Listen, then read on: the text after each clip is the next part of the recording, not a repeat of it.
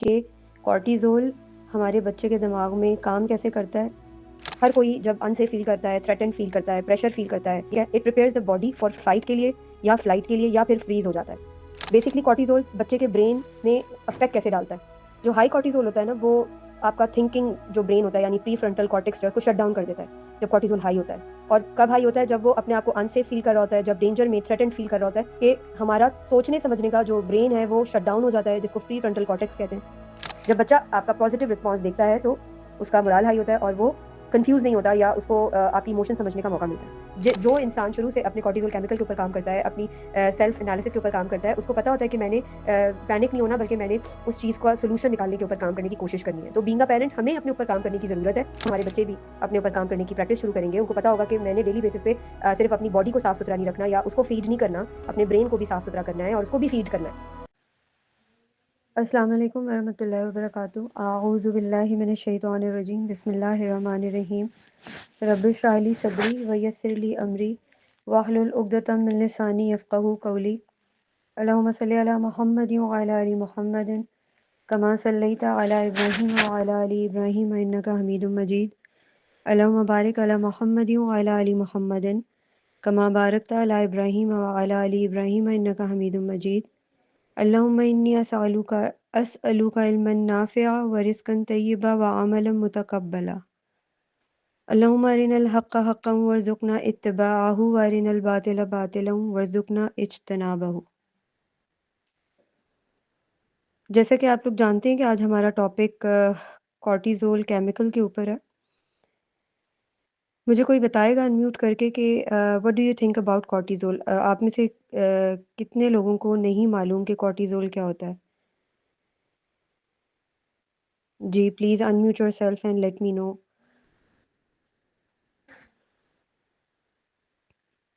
अस्सलाम वालेकुम। कोर्टिसोल एक ऐसा केमिकल है जो हमारी बॉडी में डर को कंट्रोल करता है, हमारे मूड को, मतलब हमारे जो क्या कहते हैं, अ, जब डर में होते हैं उस टाइम ये एक्टिवेट होता है।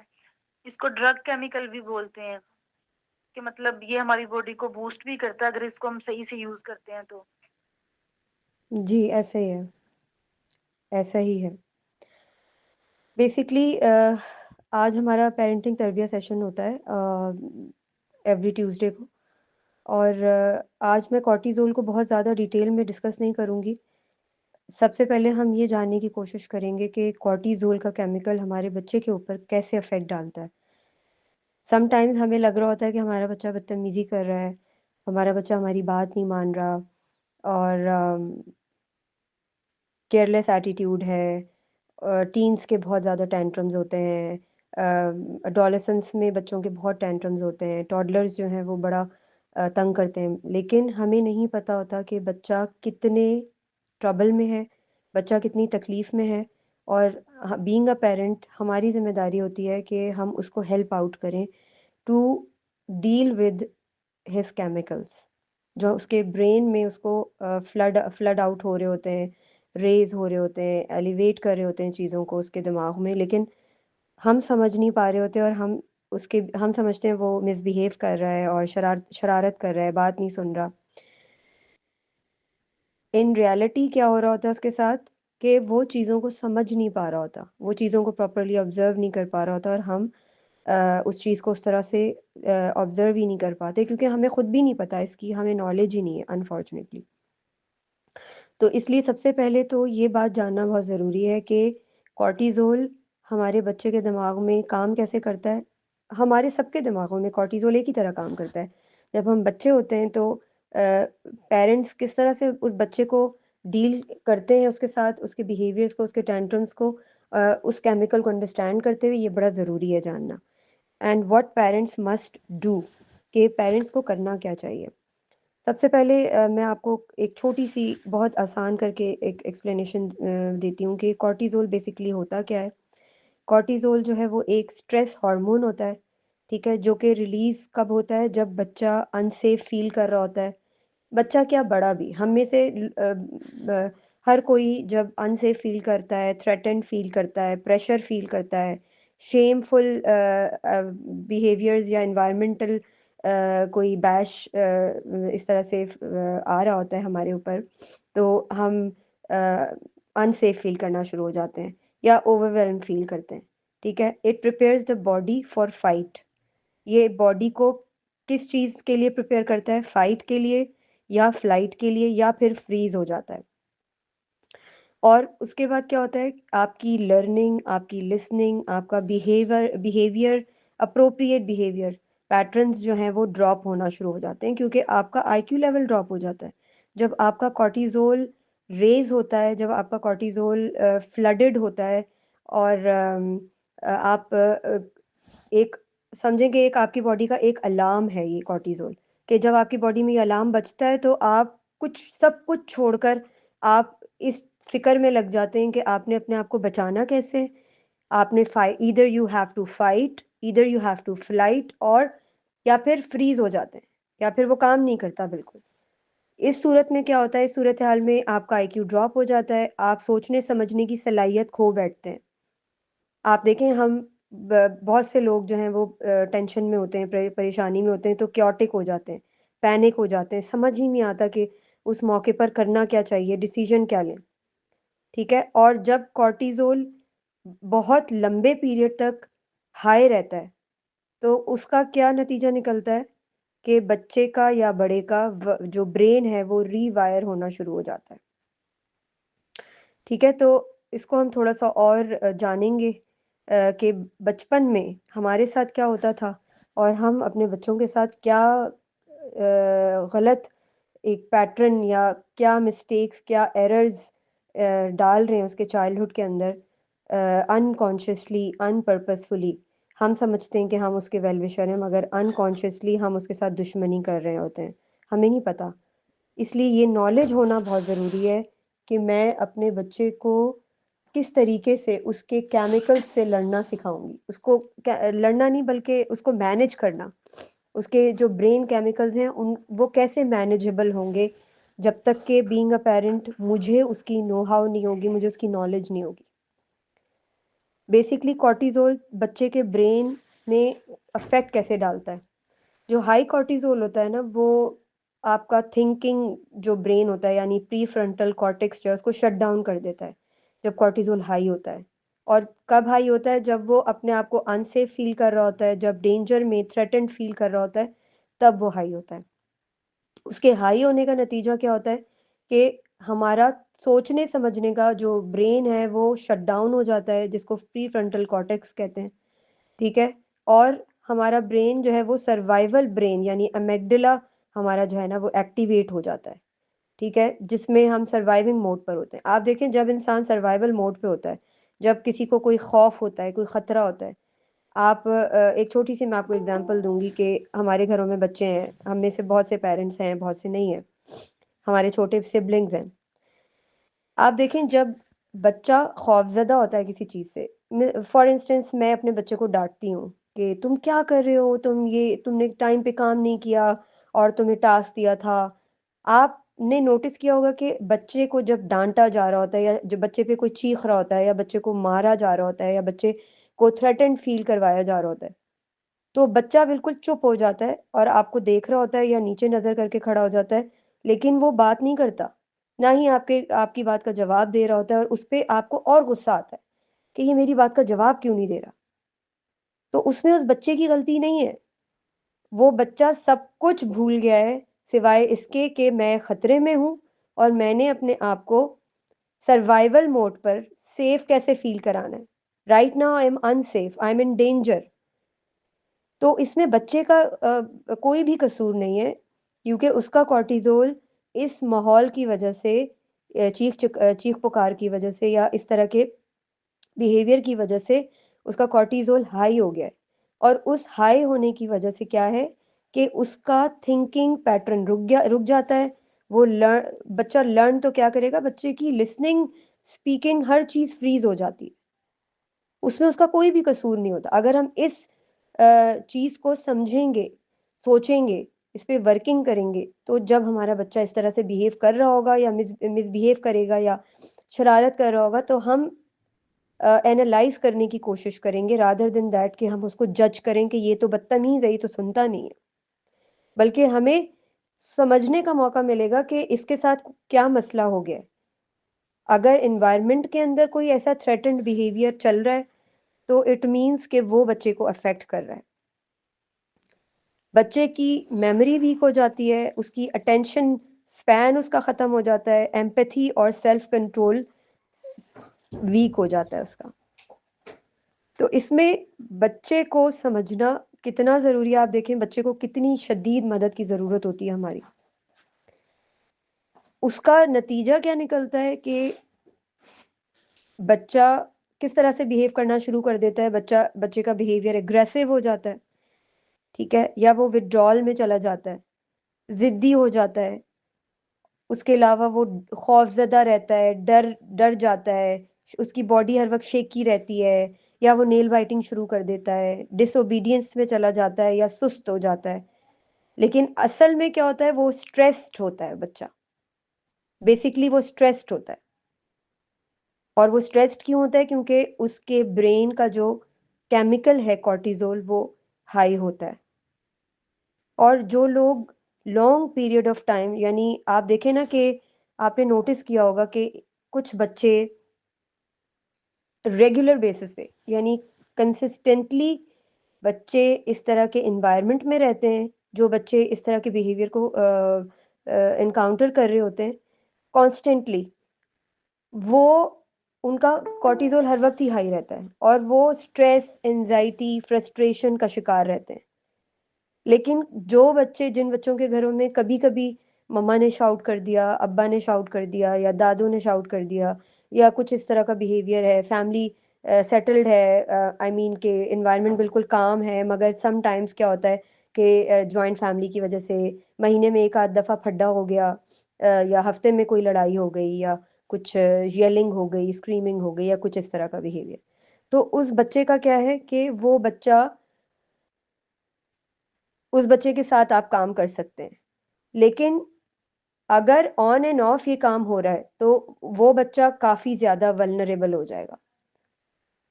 3 तरह का एनवायरनमेंट बच्चे को मिलता है। एक बच्चा एक बिल्कुल पीसफुल एनवायरनमेंट में रेज़ हो रहा होता है, जिसके अंदर हर चीज़ प्रेडिक्टेबल होती है, कि स्केड्यूल भी प्रेडिक्टेबल है, रूटीन भी प्रेडिक्टेबल है, सब कुछ मेंटेन्ड है, सारी चीज़ें एक फ्लो में चल रही हैं।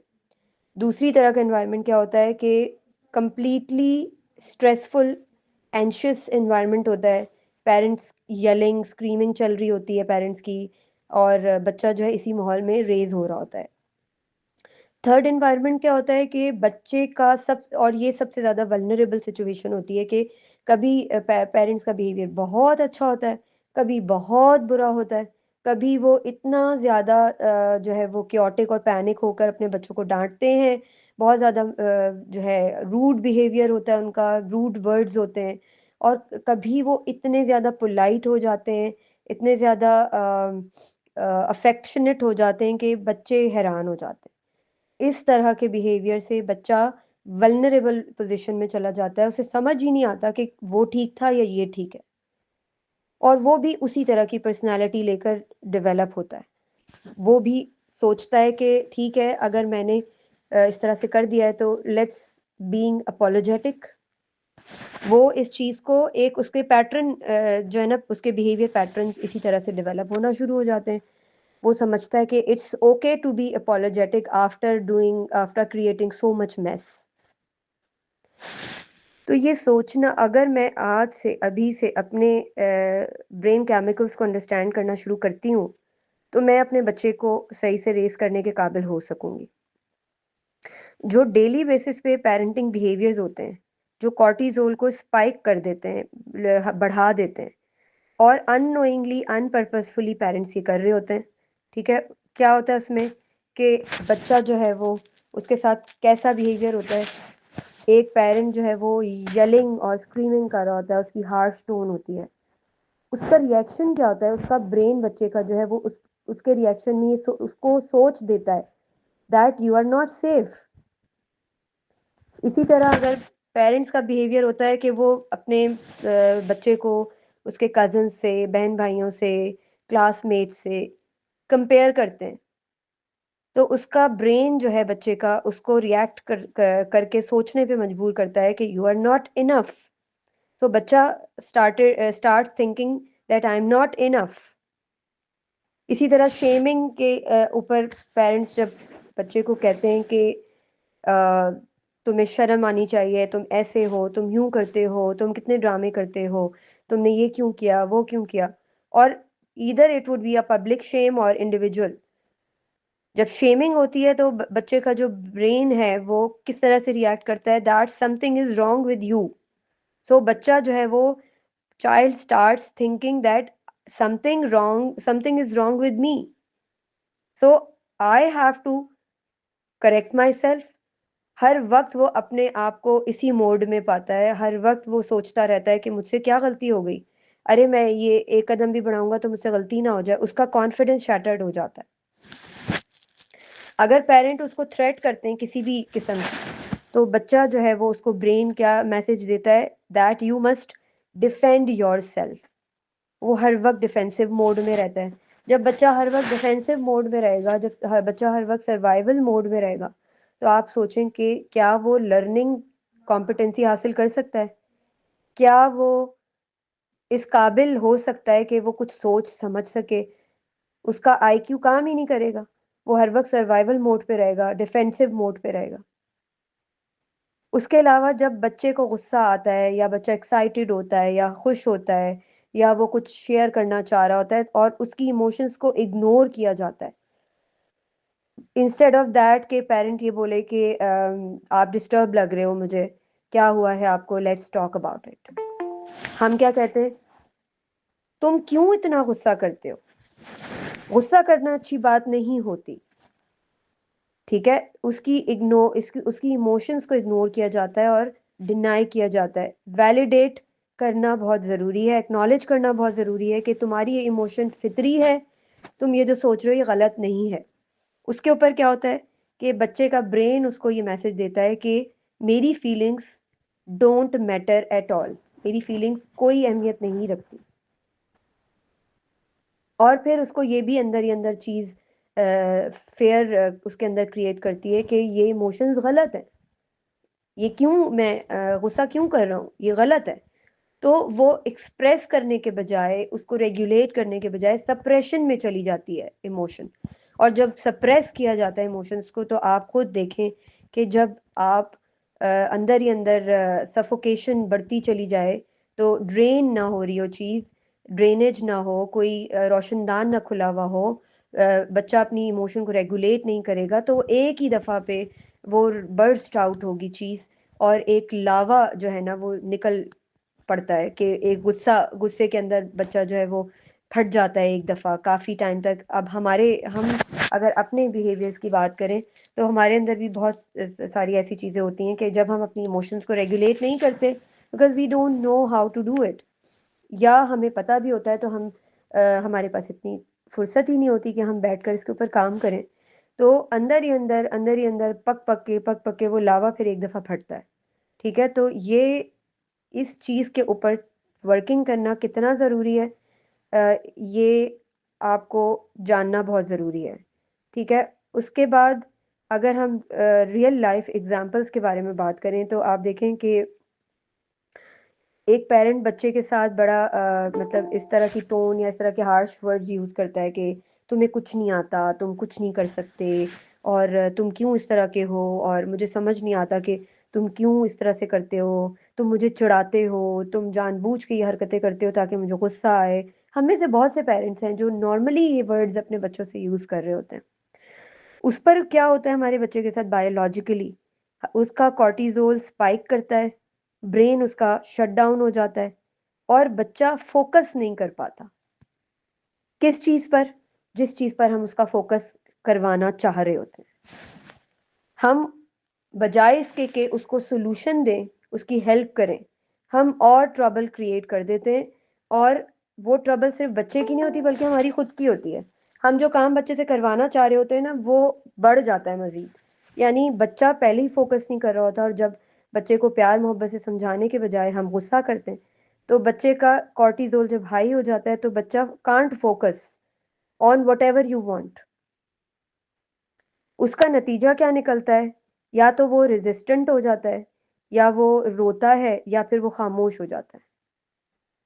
वो हमारी बात का जवाब नहीं देता। आपने देखा होगा, मिसाल के तौर पे मैं बताऊँ आपको कि जैसे एक ट्यूटर मैथमेटिक्स पढ़ा रही है छोटे से बच्चे को, कैलकुलेशंस करवा रही है। अब छोटा बच्चा है, ट्यूशन आया हुआ है, ट्यूटर से पढ़ रहा है, ठीक है? और जब बच्चे से ट्यूटर मुस्तकिल कह रही है कि ये तुम मल्टीप्लाई कर लो, उसको समझ नहीं आ रहा या उसका दिमाग कहीं और है। इंस्टेड ऑफ दैट कि वो उससे बात करे कि चलो ठीक है, अभी आपका आई एम नोटिसिंग कि आप कुछ सोच रहे हो, हम let's take a break, 5 minute की ब्रेक लेते हैं, उसमें डिस्कस करते हैं, और उसके बाद बजाय इसके वो उसके हाथ पे स्केल से मारती है, या उसके मुंह पे स्लैप करती है, या डांटती है। उसके बाद वो बच्चा जो सोच रहा होता है ना, वो भी छोड़ देता है करना। हमें से बहुत से ऐसे लोग हैं जिनको बहुत सी चीज़ें याद आ रही होंगी, या तो हमारे खुद के साथ ये हुई होंगी, या हमने अपने बच्चों के साथ की होंगी। तो ये इस चीज़ के ऊपर काम करें, इस चीज़ के ऊपर सोचें कि ये जो हमारा ब्रेन है, ये किस तरह से काम करता है। जब हम इसके ऊपर वर्किंग करेंगे और उसके ऊपर सोचना शुरू करेंगे ना, तो हमें हमारे बच्चे की शरारतें, बदतमीज़ियाँ, नाफरमानियाँ बिल्कुल भी बुरी नहीं लगेंगी। बल्कि हम ये सोचेंगे कि हमारे बच्चे को मदद की ज़रूरत है, उसको तो समझ ही नहीं आ रहा कि वो अपने केमिकल्स के साथ डील कैसे करे। उसके ब्रेन केमिकल्स उसको जो है वो तंग कर रहे हैं। उसको पता नहीं चल रहा कि उसको डील कैसे करना है।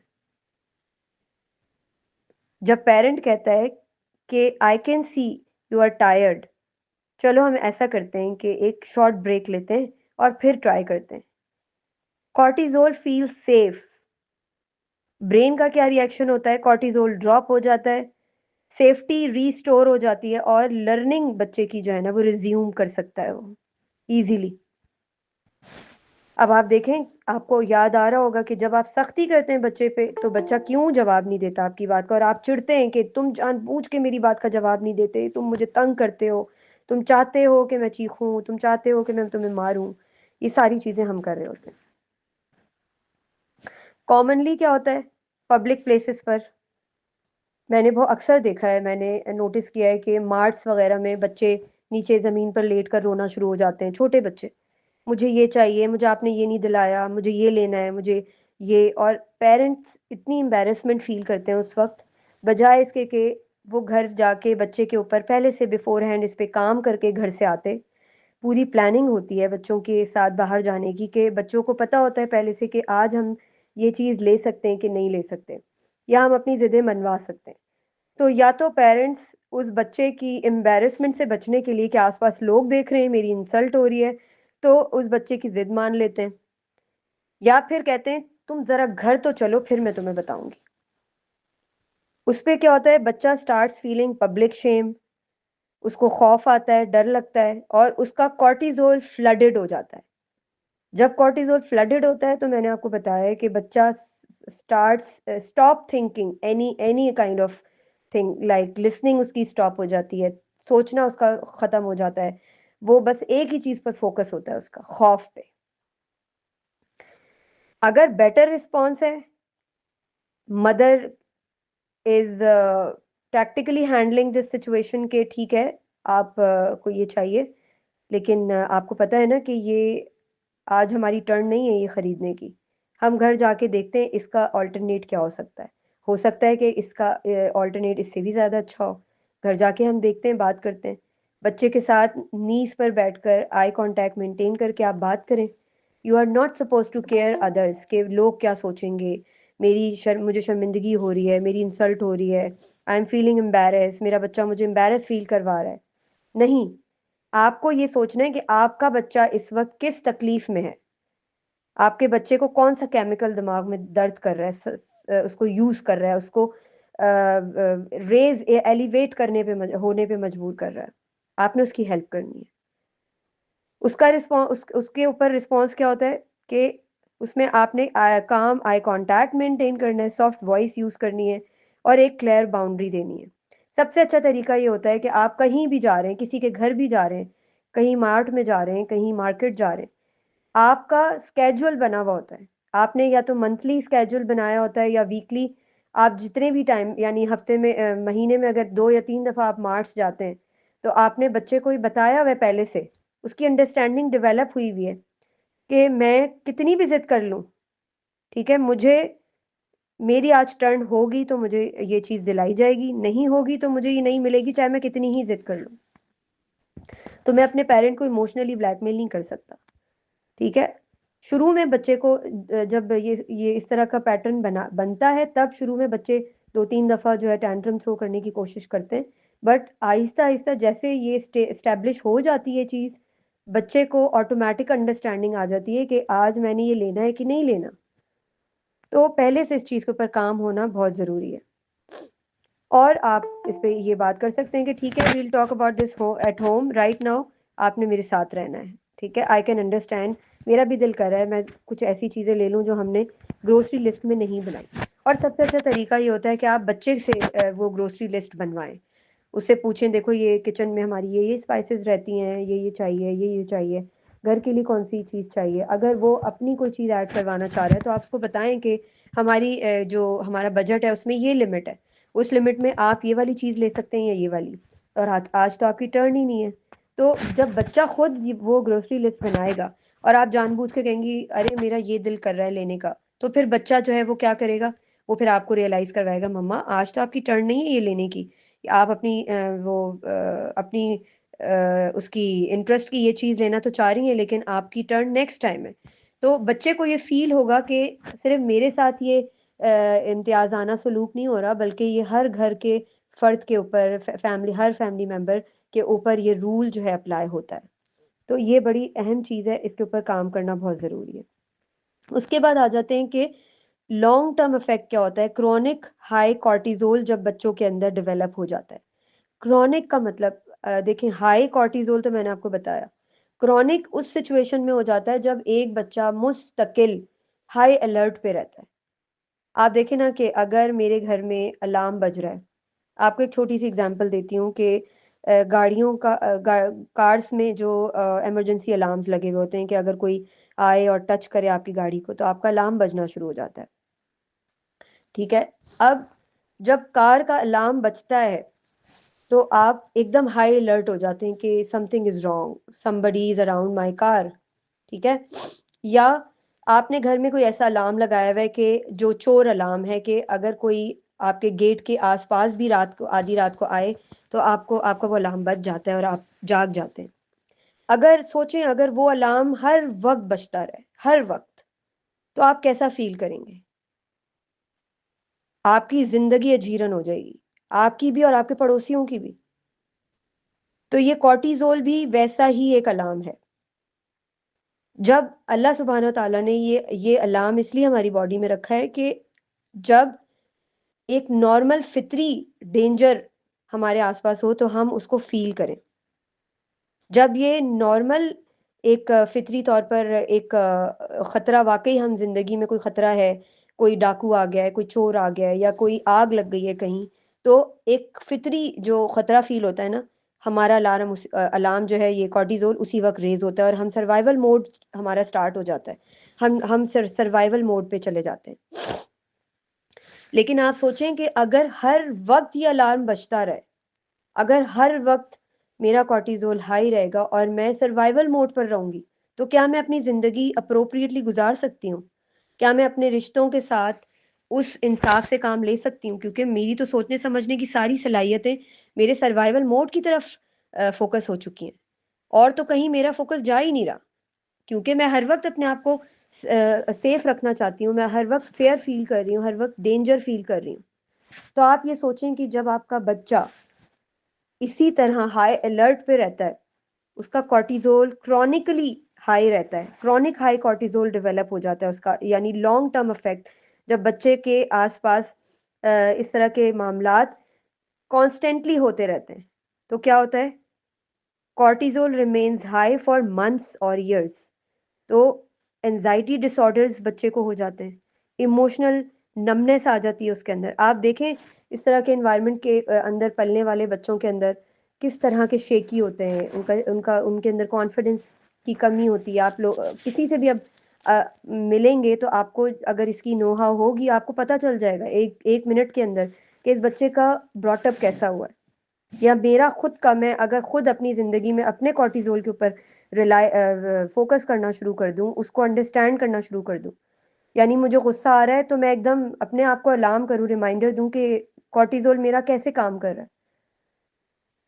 एंगर इश्यूज बहुत ज़्यादा हो जाते हैं, वीक अटैचमेंट पेरेंट्स के साथ, सिबलिंग्स के साथ, हर रिलेशनशिप्स के साथ, सेल्फ वर्थ बहुत लो हो जाती है, और डिसीजन मेकिंग एज अडल्ट बहुत ही पुअर और बहुत ही वीक हो जाती है। तो ये सारी चीज़ें लॉन्ग टर्म जो क्रॉनिक हाई कॉर्टिजोल होता है जिन बच्चों में या बड़ों में अडल्ट के तौर पर भी, तो उनके अंदर ये इश्यूज डेवलप होना शुरू हो जाते हैं। अगर हम इस्लामिक के ऊपर रोशनी डालें थोड़ी सी, तो उसका ब्रीफ रिफ्लेक्शन क्या होगा कि इस्लाम किस चीज़ के ऊपर एम्फसाइज करता है? सकून, रहमा और अमन। हमारे बच्चे को पीस चाहिए, हमारे बच्चे को मोहब्बत चाहिए, अफेक्शन चाहिए, बॉन्डिंग चाहिए, और हमारा दीन भी इस चीज़ को हाईलाइट करता है। एक काम एनवायरनमेंट जो है ना वो कॉर्टिजोल को लो रखता है, और बच्चा जो है वो फितरी तौर पर नर्चर होता है।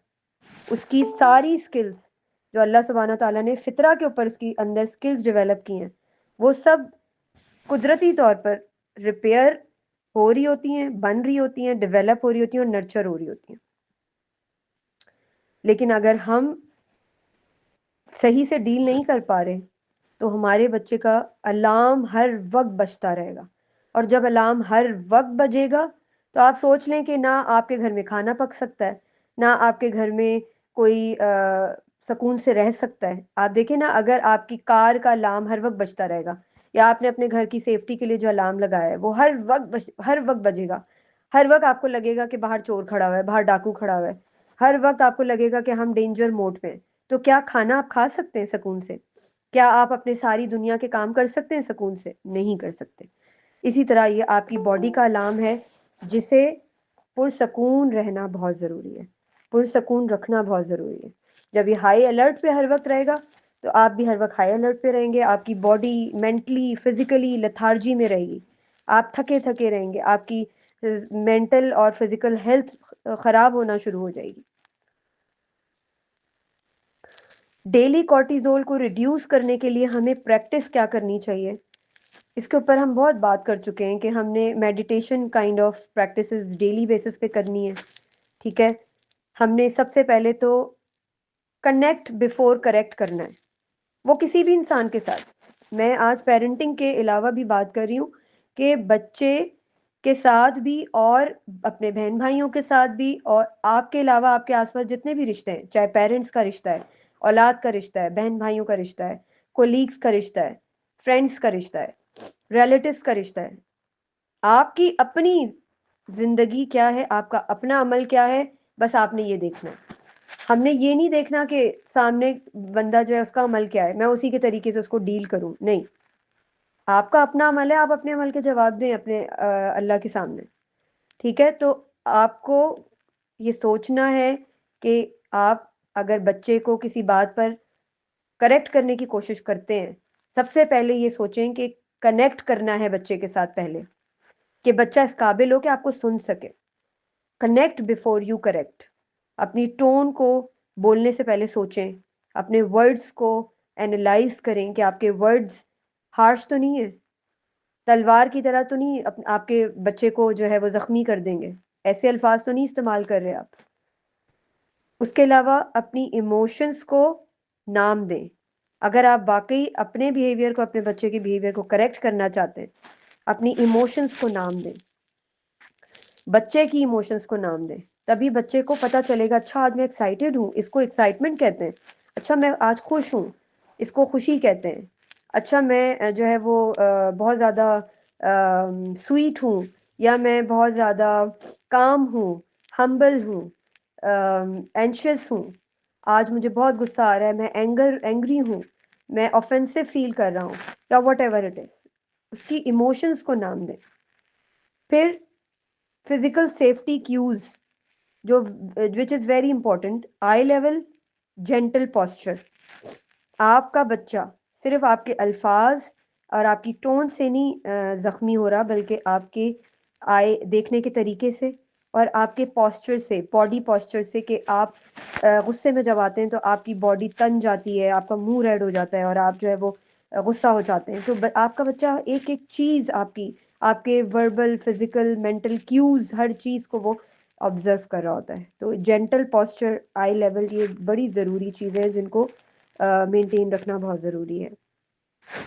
इसी तरह प्रिडिक्टेबल रूटीन्स, जब हम, जैसे अभी मैंने एक मार्ट की मैंने एग्जांपल दी थी कि हमारे रूटीन्स में जो एक पैटर्न बना हुआ है, अगर हमने बिफोर हैंड इसके ऊपर काम किया हुआ है, बच्चे के साथ कम्युनिकेट किया हुआ है, डिस्कस किया हुआ है, तो आप यकीन करें कि बच्चा कभी भी इरिटेबिलिटी का शिकार नहीं होगा। उसे पहले से पता होगा कि अच्छा मेरा ये पैटर्न है, मेरा ये रूटीन है, मैं इस रूटीन से हट नहीं सकता। जब अनप्रिडिक्टेबल बिहेवियर्स होते हैं ना, तो बच्चा डिसोनेंस का शिकार होता है, बच्चे को समझ नहीं आता। मिसाल के तौर पर एक बच्चा अपनी मदर के पास जाता है और उनको अपना कोई असाइनमेंट दिखाने की कोशिश करता है, शेयर करना चाहता है कि मैं अपनी मम्मा से शेयर करूं। मदर जो है वो फ़ोन पे बात कर रही हैं और वो कह रही हैं कि ना, जब वो करीब जाता है तो वो कहती हैं कि तुम्हें कोई काम नहीं है, जब मैं फ़ोन पे बात करती हूँ तुम्हारी पीछे से आवाज़ें आना शुरू हो जाती हैं, मामा मामा। ये कौन सा तरीका है? Let me do my work, go and do your work. ठीक है। एक दिन मदर का ये रिस्पॉन्स है, अगले दिन मदर का ये रिस्पॉन्स है कि हाँ बताओ, तुम मुझे दिखा रहे थे कुछ, आ जाओ बैठो। या अगर बच्चा दोबारा जाता है तो मदर फ़ोन पे बात कर रही है, तो जब मदर ये कहेंगी कि नहीं, तुम जो है वो आ जाओ और बैठ जाओ और प्यार से उसको डील करेंगी, तो बच्चा सोचेगा कि कल तो मम्मा ऐसे कर रही थी, आज मम्मा ऐसे कर रही हैं। उसके बजाय आपको स्पेस, लिमिट्स, बाउंड्रीज और उनमें रहते हुए कम्युनिकेशन इज़ वेरी इंपॉर्टेंट। कि आपने बच्चे को बताना है कि जब मैं फ़ोन पे बात कर रही हूँ तो आपने थोड़ा सा एक्सक्यूज़ करके जो है वो बात करनी है। अगर मैं नहीं आपसे आपको रिस्पॉन्ड कर रही, you have to wait till my call end. ठीक है। तो आपने वेट करना है जब तक मेरी कॉल एंड ना हो जाए। आप अपने बच्चे को पहले से ये बात बताएंगी तो बच्चे को पहले से मालूम होगा, वो वेट करेगा। ठीक है। और उसको पता होगा कि जब मम्मा फ़ोन पे बात करती हैं तो I am not suppose to go and interrupt her, I have to wait. तो वो वेट करेगा बैठ के। या फिर आप ये कहेंगी कि ठीक है, बेटा मुझे सिर्फ सिर्फ 5 मिनट दो, मैं अपनी कॉल एंड करके आती हूँ, फिर मैं आपके साथ बैठती हूँ और मैं आपका असाइनमेंट चेक करती हूँ। जब बच्चा आपका पॉजिटिव रिस्पॉन्स देखता है तो उसका मोराल हाई होता है और वो कंफ्यूज नहीं होता, या उसको आपकी इमोशन समझने का मौका मिलता है। फिर प्रिडिक्टेबल रूटीन का क्या मतलब है कि एक स्केड्यूल बना हुआ है, बच्चे को पता है कि मैंने ये काम करने हैं, ये होम चोर्स रिस्पॉन्सिबिलिटीज़ हैं, ये मेरी स्टडी टाइम है, ये मेरा होमवर्क है, ये मेरा काम है, इसके बाद ही मैं स्क्रीन टाइम कर सकता हूँ, या मैं अपनी मम्मा के साथ बैठ सकता हूँ, या मैं बाहर पार्क जा सकता हूँ फ्रेंड्स के साथ खेलने। जब हमारे रूटीन्स नहीं बने होते तो लास्ट मोमेंट पे बच्चे और माँ की आर्ग्यूमेंट चल रही होती है।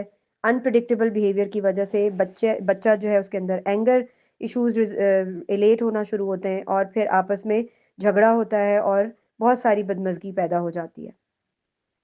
तो प्रिडिक्टेबल रूटीन्स बनाने की कोशिश करें बच्चों के साथ, ताकि बच्चे को पहले से पता हो कि मुझे स्क्रीन टाइम नहीं मिलेगा या मैं बाहर नहीं जा सकता अनलेस मैं अपना काम कंप्लीट कर लूँ। उसके अलावा अपने कॉन्फ्लिक्ट्स को रिपेयर करने के लिए अपॉलजी करना सीखें। हमें शर्म आती है कि हम अपने बच्चों को अपॉलोजाइज़ करें। कैसे करें? मैं और अपने बच्चे से सॉरी करूँ? How is it possible? अगर आपसे कोई गलती होती है, आप अपने बच्चे को बताएँ कि अल्लाह सुब्हाना तआला ने बाय डिज़ाइन इंसान को ऐसा बनाया है कि इंसान से गलती होती है। I was so harsh earlier, मुझसे गलती हुई, मैं पता नहीं कौन-सी किस तरह की माइंडसेट में थी उस वक़्त, क्या सोच रही थी कि मुझे आप पर गुस्सा आ गया और मैंने विदाउट एनी रीज़न आपसे इस तरह से मिसबिहेव कर लिया। I am really sorry for that, accept my apologies. Apologetic होंगे तो आपका बच्चा सीखेगा कि अगर मेरी गलती है तो मुझे अपोलोजाइज़ करने में कोई शर्म की बात नहीं होनी चाहिए। ठीक है। और आपके बच्चे को ये आइडिया होगा कि उसकी क्या वैल्यू है, उसको रिस्पेक्ट दी जा रही है, वही रिस्पेक्ट जो आपके पेरेंट्स की रिस्पेक्ट है, वही रिस्पेक्ट जो आपके अ, चचा की, ताया की, मामू की, दादों की, नानों की, सबकी रिस्पेक्ट है, वैसी ही रिस्पेक्ट मेरे पेरेंट्स मुझे देते हैं। तो ये सारी चीज़ें डिस्कस करें अपने बच्चों के साथ, ये बड़ा ज़रूरी है।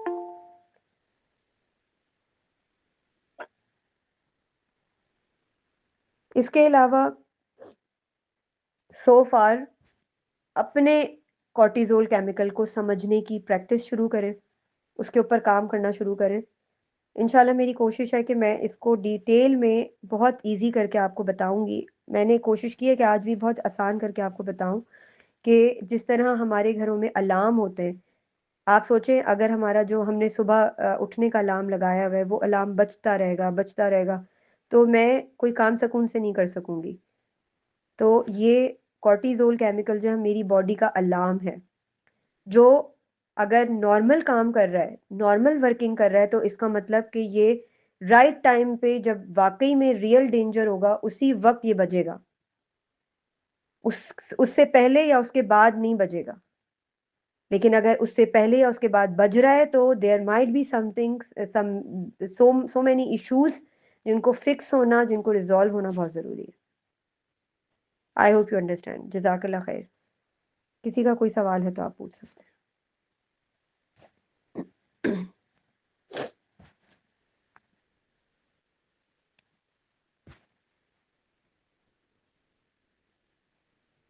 जी, किसी का कोई भी सवाल नहीं है? अस्सलाम वालेकुम। वालेकुम अस्सलाम।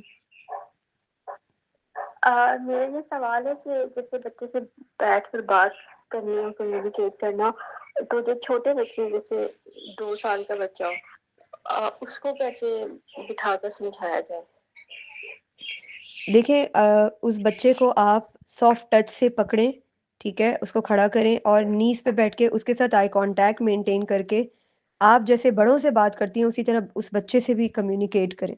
उसको समझाएँ और साथ-साथ उससे जो समझा रही हैं, वो काम भी करवाएँ। वो ज़बरदस्ती नहीं कर रहा होगा, लेकिन आप उसका हाथ पकड़ के उसको बताएँगी। जैसे मिसाल के तौर पर बच्चे जगह-जगह पे घर में रैपर्स फेंक रहे होते हैं, कचरा फेंक रहे होते हैं। आप उसको लेकर जाएँ हाथ पकड़ के, चाहे वो ना जाना चाह रहा हो। लेकिन आपने अपना हम जैसे बच्चे टेंट्रम्स थ्रो करते हैं, तो हम क्या करते हैं, "चलो जल्दी करो" और हमारी ग्रिप बड़ी हार्ड होती है, हमारा टोन बड़ा हार्श होता है, वर्ड्स ख़राब होते हैं। हमारी बॉडी पूरी जो है ना शो कर रही होती है कि हम नाराज़ हैं तुमसे। आपने अपनी टोन को नॉर्मल रखना है, पोलाइट रखना है, अपनी वॉइस को पोलाइट रखना है, लफ्ज़ों को बहुत अफ़ेक्शनेट रखना है, लफ्ज़ ख़राब नहीं होने चाहिए। और आप बच्चे को बताएँगे I am feeling that you are not feeling bad, sorry I am feeling that you are feeling bad. आपको आप जो है ना अच्छा फ़ील नहीं कर रहे हो, I can understand this, but आपको ये समझाना पड़ेगा ना मुझे, आपको ये बात नहीं पता। लेट्स गो, हम चलते हैं और देखते हैं कि हमने घर में रैपर्स को कहाँ थ्रो करना होता है, और आप उसी के हाथ से वो थ्रो करवाएँगी। उस बच्चे को पहली दफ़ा बुरा लगेगा, दूसरी दफ़ा लगेगा, वो रोएगा भी, चीखेगा भी। और मैंने पहले भी कहा था कि इसका आसान तरीन हल ये होता है कि आप बच्चों की एक टाइम आउट प्लेस बना दें, घर का कोई भी छोटा-सा कोना बना लें, और जब बच्चा टेंट्रम थ्रो कर रहा है, आपकी बात नहीं सुन रहा, चीख रहा है, रो रहा है, लेट रहा है ज़मीन पर, तो उसको प्यार मोहब्बत से गोद में उठाएँ और उस तरफ जाकर उसको बिठाएँ और उसकी आँखों में आँखें डाल के उसको कहें कि आप यहाँ पर बैठें, जब आप अच्छा फ़ील करें तो आप मुझे आवाज़ दे देना, लेकिन आप यहाँ से उठेंगे नहीं। शुरू में वो करेगा, उठ के आने की कोशिश करेगा, 3 से 4 दफ़ा जब आप ये करेंगी ना, तो आहिस्ता-आहिस्ता वो सेटल होता जाएगा। उसको पता चलता जाएगा, वो उस चीज़ को अडॉप्ट करता जाएगा, एक्सेप्ट करता जाएगा। ठीक है? तो इस तरह से डील करना बड़ा ज़रूरी है, ताकि बच्चे के अंदर ठहराव भी आ सके और बच्चा उस चीज़ को समझने की कोशिश भी कर सके। लेकिन हम जो चीखते-चिल्लाते हैं उसकी वज़ह से बच्चे और ज़्यादा टेंट्रम थ्रो करते हैं। आई होप यू अंडरस्टैंड।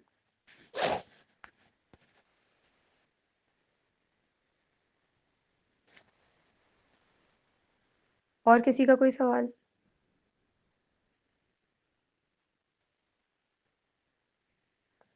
ठीक है, आई थिंक किसी का कोई क्वेश्चन नहीं है, तो हम इस सेशन को रैप अप करते हैं। किसी ने कुछ भी नहीं पूछना है? हर किसी को मालूम है कि कॉर्टिज़ोल को कैसे जो है वो डील करना चाहिए, या आज से आप लोग जो हैं वो कॉर्टिज़ोल को समझना शुरू करेंगे कि हमारे बच्चे का कॉर्टिज़ोल कैसे काम कर रहा है इस वक़्त और हमने उसके साथ कैसे डील करना है, या मेरा खुद का कॉर्टिज़ोल कैसे काम कर रहा है और मैंने इसके साथ कैसे डील करना है। अस्सलाम वालेकुम रहमतुल्लाहि व बरकातुहू। वालेकुम अस्सलाम वरहमतुल्लाहि वबरकातुहू। सॉरी सिस्टर, मैं वो लाइट नहीं थी, मैंने अभी ज्वाइन किया है, तो इसकी रिकॉर्डिंग अवेलेबल होगी। मेरे वो क्लियर ही नहीं हुआ कॉन्सेप्ट। वैसे मुझे लग रहा है कि सेशन अच्छा होगा। जी, जी, इसकी रिकॉर्डिंग इंशाल्लाह शेयर हो जाएगी। ये बेसिकली कॉर्टिज़ोल के बारे में बताया जा रहा था। कॉर्टिज़ोल अगर आप थोड़ा सम अप कर सकती हैं, अगर आपके पास टाइम है तो काइंडली। ठीक है, मैं एक दफ़ा और रिपीट कर देती हूँ। नौशीन का मैं क्वेश्चन ले लूँ? बारकल्ला फ़ीक। जी मिस, मैंने भी यही पूछना था कि मैं शुरू में नहीं थी, तो मुझे कॉर्टिज़ोल की तारीफ बता दें। देखें, बेसिकली कॉर्टिज़ोल जो है वो एक स्ट्रेस हार्मोन है, ठीक है? यूजुअली हम जानते हैं कि ये केमिकल होता है हमारे ब्रेन में, ठीक है? और ये फ़ियर फ़ियर केमिकल है, ठीक है? कॉर्टिज़ोल बेसिकली स्ट्रेस हार्मोन है जो किस वक़्त रिलीज़ होता है जब आपका बच्चा अनसेफ़ फ़ील करता है। आपका बच्चा हो या मैं हूँ, बड़े हों, हर किसी के दिमाग में कॉर्टिज़ोल एक ही तरह वर्क करता है, ठीक है? जब हम अनसेफ़ फ़ील करते हैं, थ्रेटन्ड फ़ील करते हैं, प्रेशर फ़ील करते हैं या शेमफुल फ़ील करते हैं या हम ओवरवेल्म हो जाते हैं, ठीक है? और ये हमारी बॉडी को जब ये रिलीज़ होता है और हाई लेवल पे जा रहा होता है, तो ये हमारी बॉडी को फ़ाइट, फ़्लाइट या फ्रीज़ मोड पर ले जाता है, जिसके अंदर ना हम कुछ लर्न कर सकते हैं, ना हम कुछ सुन सकते हैं, ना समझ सकते हैं, ना ही हमारा कोई एप्रोप्रिएट बिहेवियर सामने आ सकता है। क्योंकि ये सर्वाइवल मोड पे हमें ले जाता है, जब कॉर्टिज़ोल हाई हो जाता है, तो हम सर्वाइवल मोड पर रहते हैं। इसकी मैंने आसान करके मैंने इसको इस तरह से समझाया था कि मिसाल के तौर पर अगर जैसे हमारे घरों में अलार्म लगे हुए होते हैं, तो अगर हमारे घर का अलार्म बज रहा है और वो चोर अलार्म है, ठीक है? और जब अल्लाह सुब्हाना ताला ने ये जो केमिकल है हमारे दिमाग में इसलिए रखा है कि ये हमारी बॉडी को फ़ील करवाता है जब हम डेंजर में होते हैं, ठीक है? जब ये नॉर्मल वर्किंग कर रहा होता है, हेल्दी हेल्दी कॉर्टिज़ोल केमिकल जब वर्किंग कर रहा होता है, तो हम एक वाक़ई रियल डेंजर जो होता है ना, उस रियल डेंजर के अंदर हम फ़ील कर रहे होते हैं कि अच्छा ठीक है, ये हम खौफ़ज़दा हो जाते हैं, हमें डर लगता है। जैसे अगर हमारे घर में खुदा न ख़ास्ता डाकू आ जाएँ, चोर आ जाएँ या हमारे घर में आग लग जाए या कहीं भी आस-पास कुछ ऐसी सिचुएशन हो जाए या हम मार्केट में हैं तो वहाँ पे एक्सीडेंट हो गया किसी का, तो हमें एकदम खौफ़ आता है या हम एकदम डर जाते हैं या हम सर्वाइवल मोड पर चले जाते हैं, ठीक है?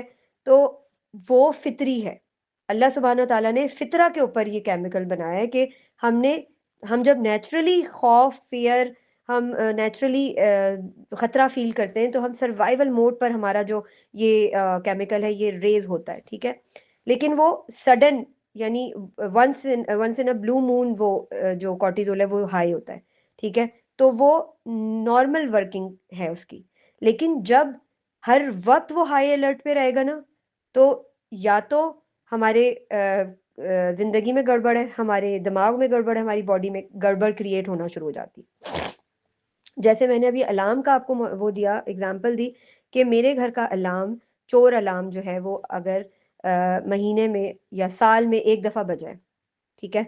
और वाक़ई में वहाँ पे चोर या डाकू आ गए, तो मैं क्या करूँगी 15 पे कॉल करूँगी और 15 वाले आकर जो भी प्रोसीजर करेंगे, मगर मेरा घर सेफ रहा, पुलिस आई और उसने जो भी काम किया या डाकू भाग गए या व्हाटएवर इट इज़। मेरा घर नॉर्मल पीस में आ गया। लेकिन इमेजिन करें अगर वही अलार्म पूरा साल बजता रहे। पूरा साल तो बहुत ज़्यादा मैंने बात कर ली। अगर वो अलार्म मेरे घर में 24 घंटे में से 1 सेकंड के लिए भी बंद ना हो और 24 घंटे बजता रहे, तो क्या मैं सुकून से काम कर सकूँगी? क्या मैं सुकून से खाना खा सकूँगी? क्या मैं सुकून से अपनी दुनिया के दूसरे काम कर सकूँगी? क्या मैं ऑनलाइन क्लासेस लेती हूँ या सेशन करती हूँ, तो वो मैं ले सकूँगी? वो अलार्म मुस्तकिल बजे जाएगा, बजता रहेगा, बजता रहेगा, बजता रहेगा। तो क्या मेरे कान जो है वो बहरे नहीं हो जाएँगे, वो अलार्म सुन-सुन के? एक इनअप्रोप्रिएट ज़िंदगी का लाइफ़स्टाइल शुरू हो जाएगा कि ये अलार्म बजे ही जा रहा है, बजे ही जा रहा है। तो ये जो कॉर्टिसोल केमिकल है, ये भी मेरी बॉडी का अलार्म है। एक ऐसा अलार्म है जो once in a blue moon ही बजता है। जब ये once in a blue moon बजता है, यानी जब डेंजर में होता है या जब कोई तकलीफ बर्दाश्त कर रहा होता है, या जब कोई जब अनसेफ फील कर रहा होता है, तब ये बजता है, तो मैं नॉर्मल हूँ। लेकिन अगर ये हर वक्त बजे जा रहा है मेरी बॉडी के अंदर, हर वक्त ये हाई रहता है, हर वक्त ये हाई अलर्ट पे जो है, हाई अलर्ट मोड पे रहता है, तो मैं एंजाइटी का शिकार हो जाऊंगी, मैं फ्रस्ट्रेट हो जाऊंगी। क्योंकि मेरी बॉडी हर वक्त सर्वाइवल मोड पर है, मेरी बॉडी हर वक्त डिफेंसिव मोड पर है। मुझे और मेरे दिमाग में कोई सोच ही नहीं आ रही इस वक्त कि मैं पढ़ लूँ, मैं लिख लूँ, मैं अपनी स्टडीज कर लूँ, मैं अपना खाना खा लूँ, मैं अपने सारे दुनिया के बाकी के रूटीन के काम कर लूँ। मेरी पढ़ने लिखने की एबिलिटी खत्म हो जाएगी, मेरा आईक्यू ड्रॉप हो जाएगा। तो हमारा बच्चा जब चीख चिल्लाहट सुनता है, हमारा बच्चा जब डांट फिटकार सुनता है, उसको मारा जाता है, या उसके आसपास इस तरह की सिचुएशन होती है या एनवायरनमेंट होता है, तो उसका ये कॉर्टिसोल केमिकल हाई अलर्ट पर रहता है। आप इमेजिन करें कि जब अलार्म उसका हर वक्त बजता रहेगा, तो क्या उस तक आपकी आवाज पहुंचेगी? क्या आप जो उससे सवाल पूछ रहे हैं या आप उसको कुछ करने को कह रहे हैं, तो क्या वो समझ पाएगा कि आप क्या कह रहे हैं? उसको सिर्फ आपका फेस नजर आ रहा है जो हिल रहा है। उस तक, उसके कानों तक, उसके दिमाग तक आपकी आवाज नहीं पहुंच रही, ना इंस्ट्रक्शंस पहुंच रही है। उसका pre frontal cortex shut down हो जाएगा।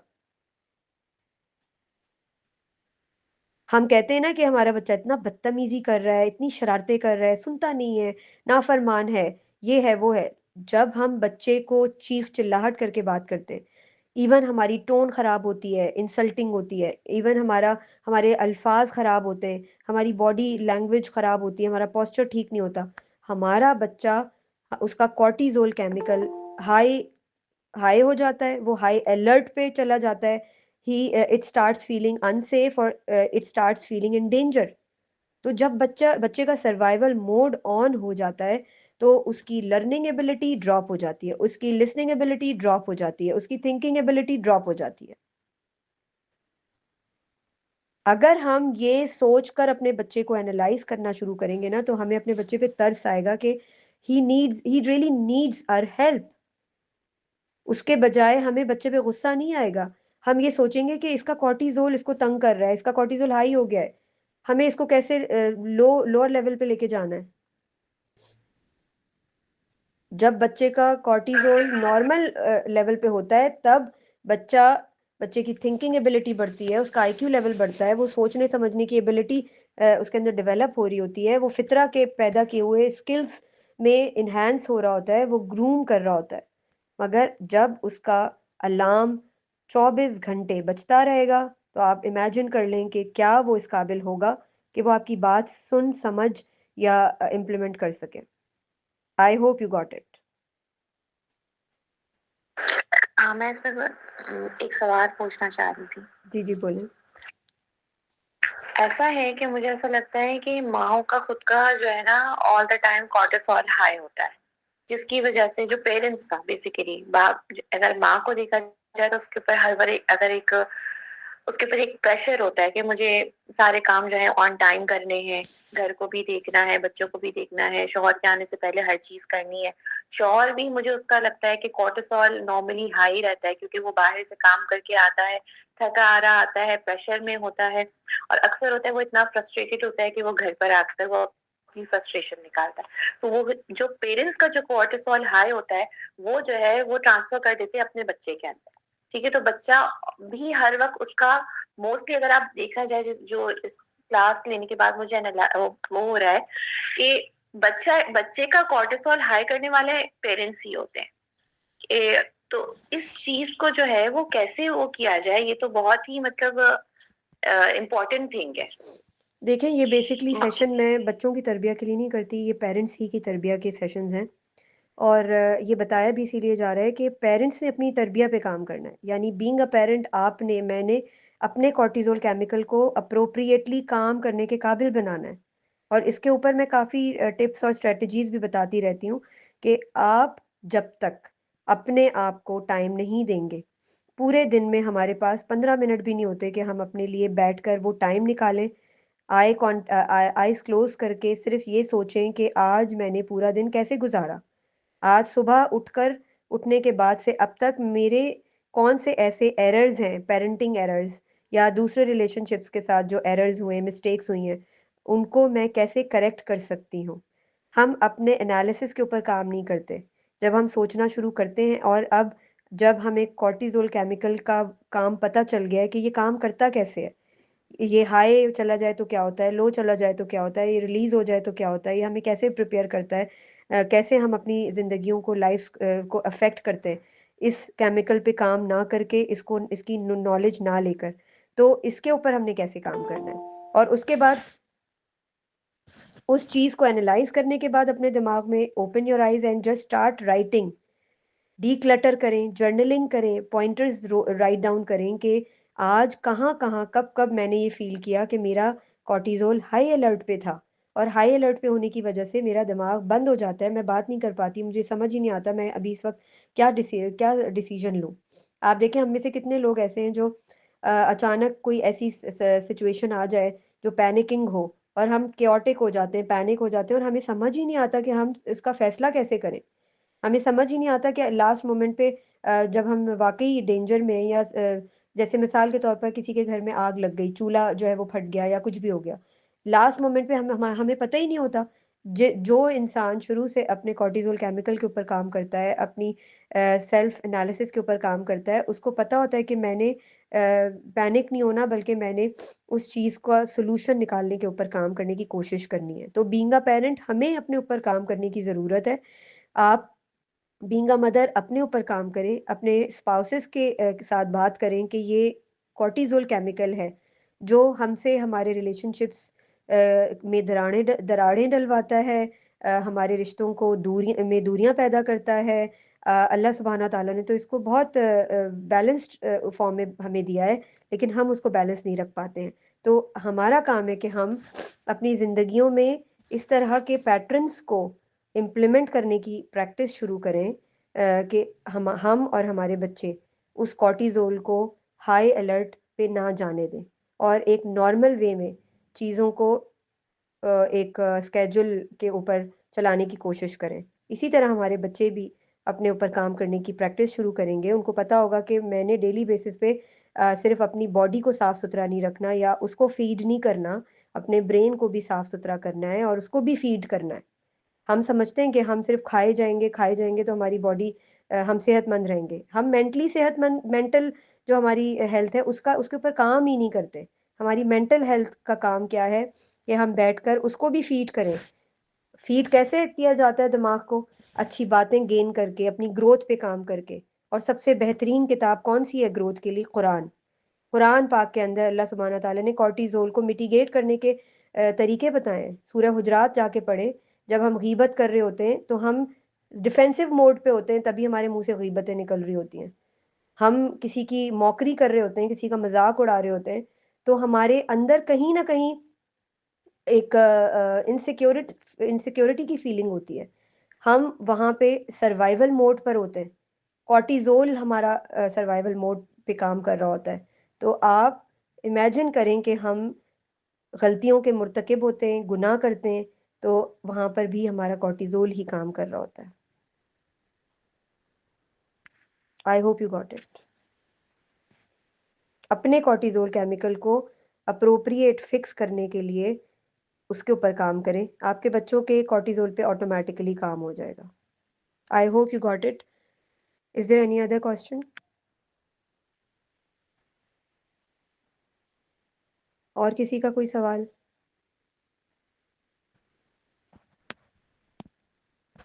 जी, नहीं, जज़ाकल्लाह।